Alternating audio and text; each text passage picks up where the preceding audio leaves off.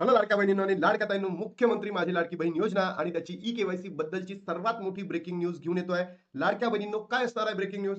ज्या बहिणींनी e-KYC complete केलेली आहे त्या बहिणींसाठी हा व्हिडिओ असणार आहे. म्हणजेच काय, ज्या बहिणींनी ई-केवायसी करताना चुकी केली, होयच्या जागी नाही केलं आणि नाहीच्या जागी होय केलं, सोबतच जात आणि प्रवर्ग निवडताना सुद्धा त्यांनी चुका केलेल्या आहेत. त्याचबरोबर दुसरी जी सर्वात महत्वाची चूक आहे की ई-केवायसी नातेवाईकांच्या नावाने केली तर त्यांचा लाभ बंद होणार का, अशा अनेक कमेंट लाडक्या बहिणींनी कमेंट बॉक्समध्ये विचारलेल्या होत्या.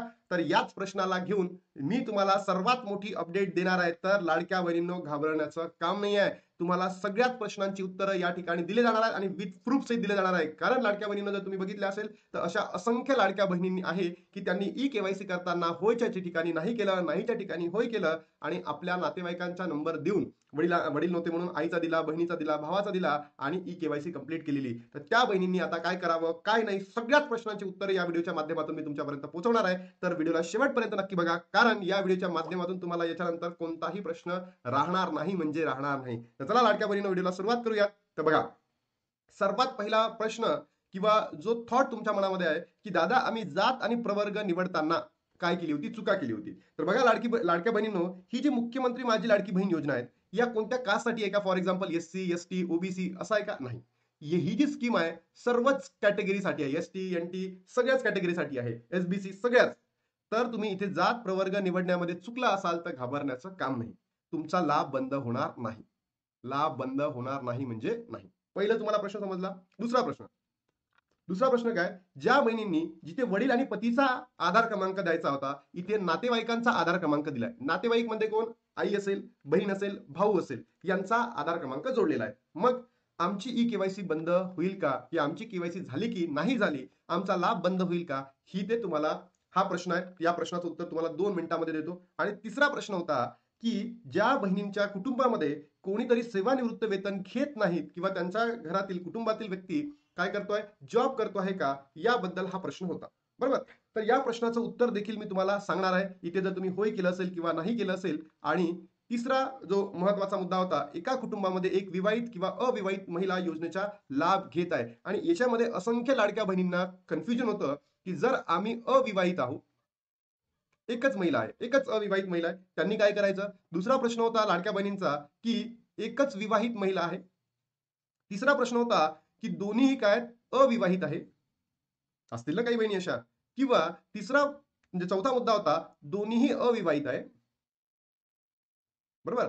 आणि पाचवा म्हणजे हा पॉइंट, एका कुटुंबामध्ये एक विवाहित आणि एक अविवाहित, असे जे 5 मुद्दे आहेत. या ठिकाणी काय करायचं होतं, किंवा या 2 पेक्षा जास्त महिलांनी लाभ घेतला असेल त्यांनी होय किंवा नाही ज्याच्या माध्यमातून हे प्रश्न चुकवलेले आहेत. तर अशा लाडक्या बहिणींचे सगळे प्रश्न आता सॉल्व्ह होणार म्हणजे होणार, कारण मी तुम्हाला सगळी ऑथेंटिक इन्फॉर्मेशन देतो. मग तुम्ही विश्वास कसा ठेवणार? तुम्ही विश्वास या पद्धतीने ठेवा लाडक्या बहिणींनो, कारण मी स्वतः महाराष्ट्राच्या ज्या महिला व बाल विकास विभाग आहे यांच्या कर्मचाऱ्यांशी बोललो आणि जे प्रमुख आहेत त्यांच्याची सुद्धा चर्चा केली आणि त्यांच्या माध्यमातून मी तुम्हाला इन्फॉर्मेशन देतोय. बघा, ज्या बहिणींना वडील आणि आधार क्रमांक याच्याऐवजी त्यांनी नातेवाईकांचा आधार क्रमांक दिला, कोणाचा दिला? नातेवाईकांचा. तर अशा बहिणींसाठी घाबरण्याची गरज नाही. जरी तुमची नातेवाईकाचा आधार क्रमांक देऊन ई केवायसी कंप्लीट झालेली असेल, तर तुमची ई केवायसी कंप्लीट झाली आहे का, याचं उत्तर आहे लाडक्या बहिणींनो येस. याचं उत्तर काय? येस, तुमची ई केवायसी कंप्लीट झाली. तुम्हाला मेसेज सुद्धा आलेला आहे. पण या बहिणींनी काय करायचं आहे? या बहिणींनी काय करायचं आहे? सरकारने ज्या पद्धतीने जी आर काढलेला आहे त्या पद्धतीमध्ये तुम्हाला काय सांगतोय की तुमचे डॉक्युमेंट्स घेऊन अंगणवाडी सेविकाकडे जायचं आहे.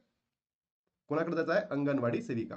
म्हणजे आता ज्या बहिणींनी नातेवाईकांचा आधार क्रमांक काय केली, ई केवायसी केली, म्हणजे त्यांच्याकडे एक तर पती नाहीये किंवा त्यांच्याकडे वडील नाही आहेत, तर ते तुमच्याकडे जे डॉक्युमेंट्स असतील किंवा काही अनाथ बहिणी आहेत त्यांच्याकडे तर वडिलांचं डॉक्युमेंट नसेल, तर अशा बहिणींनी काय करायचं? ऑर्फनेज सर्टिफिकेट, ज्या बहिणींचा डायव्हर्स झालेला आहे त्यांचा डायव्हर्स सर्टिफिकेट किंवा डायव्हर्स प्रक्रिया सुरू आहे तर न्यायालयाचं एखादी डॉक्युमेंट आणि त्याच्यानंतर डेथ सर्टिफिकेट, तर तुम्ही अंगणवाडी सेविकाकडे नेऊन देऊ शकता. आता अंगणवाडी सेविका जर घेत नाहीये, तर मी माझी बहीण, सख्खी बहीण अंगणवाडी सेविका आहे, मी तिच्याशी बोललो तर वरतून आम्हाला काहीही आदेश आले नाहीये असं तिचं म्हणणं आहे.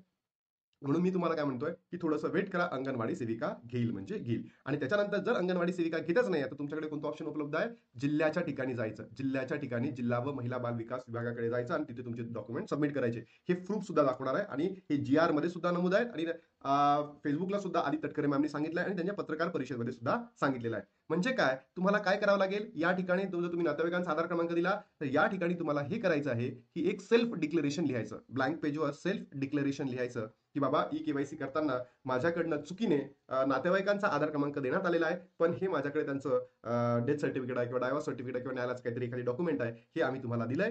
हे डॉक्युमेंट घ्या आणि मग तुमची तिकडली पुढची प्रोसेस काय होईल या ठिकाणी कंप्लीट होईल. कारण जी सेकंड ओटीपीचा प्रॉब्लेम आहे तो तुम्ही बघितलं असेल की काय आहे लाडक्या बहिणींनो, हा ऑफलाईन झालेला आहे. म्हणजे आता आपल्याला आपली जी ई-के-वाय-सी आहे ही चेंज करता येणार आहे म्हणून घाबरण्याचं कारण नाही म्हणजे नाही. आणि मग तुम्ही म्हटलं दादा आम्हाला एडिटचं ऑप्शन येणार का? तर एडिटचं ऑप्शन येणार नाही म्हणजे नाही. कोणी जरी म्हणत असेल की एडिटचं ऑप्शन येईल तर त्यांच्यावर विश्वास ठेवू नका. एडिटचं ऑप्शन वेबसाईटला येणार नाही म्हणजे नाही. तुम्हाला काय करायचं आहे, तुम्ही जर नातेवाईकांचा आधार क्रमांक टाकलाय तर त्या ठिकाणी ज्यांचा आधार क्रमांक तुम्ही टाकलेला आहे त्यांच्या आधार कार्डची झेरॉक्स, तुमचा आधार कार्ड, तुमचं सेल्फ डिक्लेरेशन आणि वडील किंवा पती यांचं काय द्यायचं आहे लाडक्या बहिणीनं तुम्हाला प्रमाणपत्र जोडायचं आहे. आणि हे नेऊन कोणाकडे द्यायचं आहे, एक तर अंगणवाडी सेविकांकडे द्या किंवा जिल्हा व महिला बाल विकास विभागाकडे तुम्ही या ठिकाणी देऊ शकता. आलं लक्षात? हा प्रॉब्लेम तुमचा आता या ठिकाणी सॉल्व्ह झाला. आता ज्या बहिणींना काय केलंय, होयच्या जागी नाही आणि नाहीच्या जागी होय, जर असा जर प्रश्न असेल तर त्या बहिणींचं काय करणार आहे, त्यांना एडिटचं ऑप्शन येणार का? तर या बहिणींना एडिटचं ऑप्शन येणार नाही. एडिटचं ऑप्शन येणार नाही म्हणजे नाही. लक्षात घ्या. त्याच्यानंतर जर तुम्ही बघितलं असेल लाडक्या बहिणींनो, की हे जे प्रश्न आहे ना, हे प्रश्न स्वतःमध्ये चुकीचे होते. हे प्रश्न स्वतःमध्ये चुकीचे आहे. जर तुम्ही याला प्रॉपरली बघितलं तर हे प्रश्न ना अनेक बहिणींना आणि ज्याही महाराष्ट्रातील भगिनी आहे यांना कन्फ्युजिंग करणारे होते.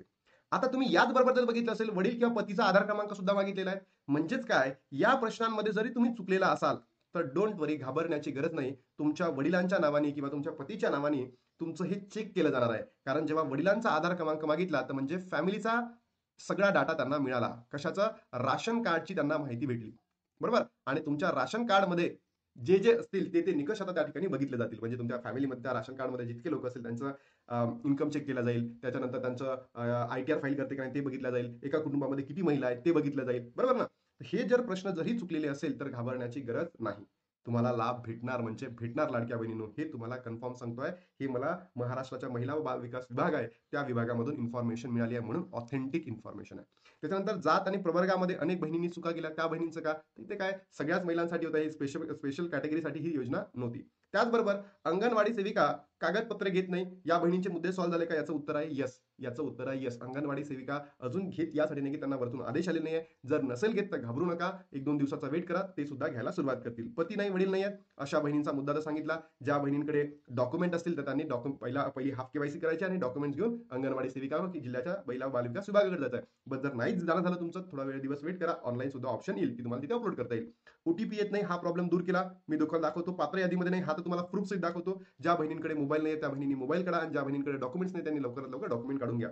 बघा, एका बहिणीचा कालचा हा मेसेज आहे लाडक्या बहिणींनो. सुरुवातीला ती ई-के-वाय-सी करताना असा मेसेज आला होता की सदर आधार क्रमांक योजनेच्या पात्र यादीमध्ये नाहीत. मग मी 8 दिवसानंतर तुमचा व्हिडिओ बघून सक्सेस म्हणजे ई-के-वाय-सी करून पाहिली तर त्यांची सक्सेसफुल झाली. म्हणजे जर तुम्ही सर्व निकषांमध्ये बसत असाल तर तुमची ई-के-वाय-सी काय होईल? कंप्लीट होईल. आणि इथे दिल्या लाडक्या बहिणींनो, अंगणवाडी सेविका यांच्याकडे 31 डिसेंबर 2025 पर्यंत तुम्हाला सबमिट करायचे आहे. जर या घेत नाही आहेत किंवा वेळ करत आहे, विलंब करत आहे, अशा वेळेस तुम्ही महिला व बाल विकास विभागाकडे जाऊन तुमचा अर्ज देऊ शकता म्हणजे देऊ शकता. आणि जर हे दोन्ही ऑप्शन झालेले नाही, तुम्हाला काय करायचं आहे?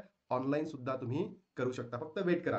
पण एडिटचं ऑप्शन येणार आहे का? एडिटचं ऑप्शन येणार नाही आहे. ज्या बहिणींची ई-के-वाय-सी नातेवाईकाच्या आधार क्रमांक झाली आहे त्यांनी काय करा, ज्यांच्या नावाने तुम्ही काय केलेलं आहे, ई-के-वाय-सी केली आहे, त्यांचं आधार कार्ड, तुमचं आधार कार्ड आणि तुमचं सेल्फ डिक्लेरेशन आणि सोबतच प्रमाणपत्र पतीचं असेल किंवा वडिलांचं असेल ते जोडून तुम्ही त्या अंगणवाडी सेविका किंवा महाराष्ट्राच्या महिला व बाल विकास विभागाकडे द्या.